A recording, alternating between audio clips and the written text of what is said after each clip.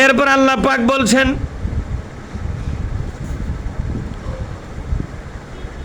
একজন মুমিন ছিল মিন আলি ফিরাউন, সে ছিল ফেরাউনদের দলীয় নেতা, ফেরাউনদের পরিবারের লোক। পরিবার বলতে ফেরাউন যে রাজনীতি করত, ওই রাজনীতির একজন কেন্দ্রীয় নেতা ছিল।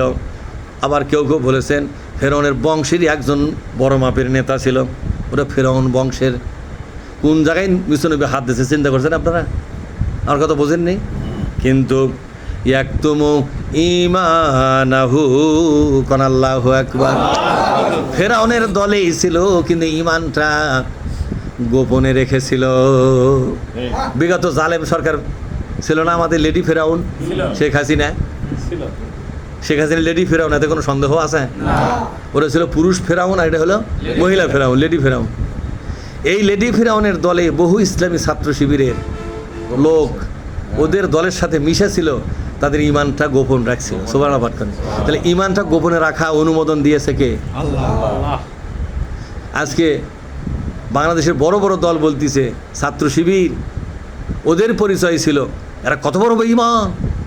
আজকে নিজেরা প্রকাশ হচ্ছে আমরা শিবির ছিলাম, আমরা কত বড় বেঈমান। আল্লাহ বলছে ঈমান গোপন রাখার বিধান তো আমি দিছি, তোদের অত চলে খায় কতক্ষণ না খায়।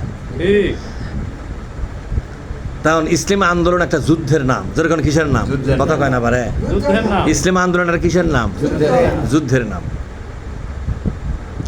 এই যুদ্ধে কৌশল করা শুধু জায়েজ নয়, ফরজ। ইসলাম আন্দোলনের ময়দানে কৌশল করা এটা শুধু জায়েজ নয়, এটা হলো ফরজ। তার একটা প্রমাণ আপনাদেরকে দিয়ে মজা লাগবে।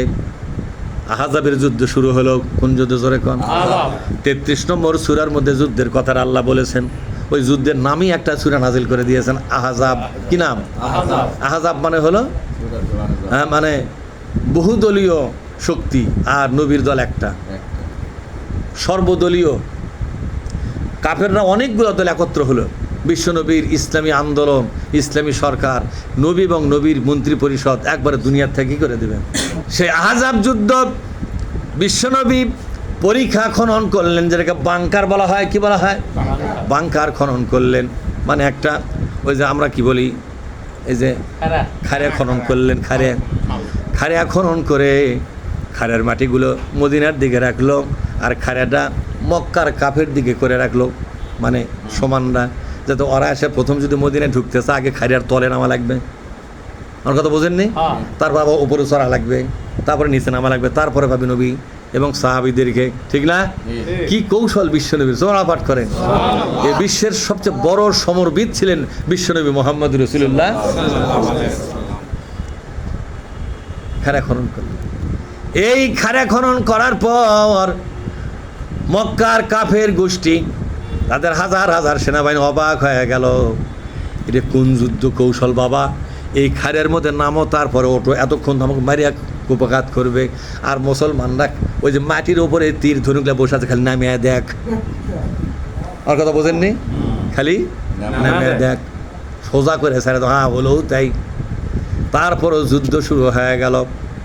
এক সময় বিশ্বনবী চিন্তা করলো যুদ্ধ অনেক দিন ধরে চলতেছে, এভাবে তো মদিনা চলতে পারে না, যুদ্ধের একটা শেষ হওয়া দরকার। এক সাহাবাকে বললেন ওদের মধ্যে গন্ডগোল লাগে, ধর কোনো বুদ্ধি কেউ করে পারবে নাকি, যাতে ক্যাসাল লাগে, যাতে কি লাগে, ক্যাসাল লাগে। এই লোকটা বলে আমি পারবো, আমার ঈমান আনছি কিন্তু এখন আমার গোষ্ঠী জানে না, আমি পারবো, তা তুমি যাও। ওই ধর গোষ্ঠী বলল মক্কার লোকের আসছে, তোমাদের মধ্যে 10 জন লোককে ওরা বন্দি করে কাছে রাখবে, কারণ যুদ্ধে যদি তোমরা গোপনে মোহাম্মদকে সাহায্য করো, যাতে সাহায্য না করো বেকাজাত ফালাবার জন্য 10 জন লোক ওরা চাবে। যদি যুদ্ধে পরাজয় হয় 10 জন ওরা মারে ফেলে দিয়ে চলে যাবে, তার কারণে আমরা বিপদত ফেরে যাবো। কোথায় নাকি? বলে হয়। এই কথা কয়ে আবার মক্কার কাফেরদের কাছে যায় করছে, মদিনার ইহুদিরা তোমাদেরকে সাহায্য করবে, তবে মক্কার 10 জন বাছাই করা লোক ওই ইহুদিরা চাচ্ছে ওরা ঘরের মধ্যে বন্দি করে রাখবে, যাতে তোমরা গোপনে এই যুদ্ধ ছাড়া পালিয়ে না যাও। কিন্তু ওরা কিন্তু গোপনে মোহাম্মদের সাথে যোগদান করবে, বিশ্বাস না হয় একবার দেখা দেখো। এরা এই বুদ্ধি শুনে গেছে, ওরাই বুদ্ধি শুনে আসে করছে তোমরা আমরা সবাই সাহায্য করবো। হ্যাঁ সাহায্য করবো। মদিনার ইহুদিরা করছে তারা 10 জন লোক আমাকে জমা হওয়া লাগবে। তোর মক্কার কাফেররা করছে কথা তো ঠিক, এই তো লোক চাচ্ছে ঠিক না? এলা গোপনে গোপনে মোহাম্মদের সাথে ইয়া করছে, ওই 10 জন লোক মোহাম্মদকে জমা দিয়ে ওরা আপোষ করবে ওঠি, আর আমাকে লোকগুলো মেরে ফেলে দিবে। মক্কার লোক কাছে তোমরাই 10 জন আমাকে দেওয়া করছে, আমরাও বুঝেছি, বুঝেননি? বলেন ক্যাসার লাগলো কিনা? কি ভীষণ ক্যাসার লেগে গেল, পরে যুদ্ধে ভেঙে চলে গেছে। জোরে কারণ সুবহানাল্লাহ। এটা একটা কৌশল কিনা? জোরে কর, এটা কৌশল কিনা? তাহলে এই লোকটার ইমান তখনও প্রকাশ হয়নি, ক্যাসার লেগে দিতে চলে যাচ্ছে। নবী পাক সাল্লাল্লাহু আলাইহি ওয়াসাল্লাম তখন নামাজ পড়ে ইমামতি করতেছিলেন, ওর পায়ের শব্দ নবী চেনে, তখন ওই চাদর আলোক করে দিছে, মানে তা কাছে অর্জুন আরিঙ্গে ডাকিছে, এক হাত দেয় হামে গেলে মুন্সি হলো কি করে হয়নি, ওর নামাজই হয়নি। কথা ঠিক না? এরা ইসলামই বোঝেনি, কিসের ফতোয়া দিবে এরা? এক হাত আলোক করে ওই নঈম সাহাবার নাম কি ছিল জোরে এখন? নঈমকে ডাকিচ্ছে, মুখ দিয়ে নয়, কি দিয়ে? হাত দিয়ে। ওই নঈম এসে চাদরের তলে ঢুকলো, নামাজ শেষ করছে, কি খবর দিয়ে করছে, কি লাগিয়ে দিচ্ছি, কেচাল আরো যুদ্ধ হবে। সুবহানাল্লাহ পাঠ করেন।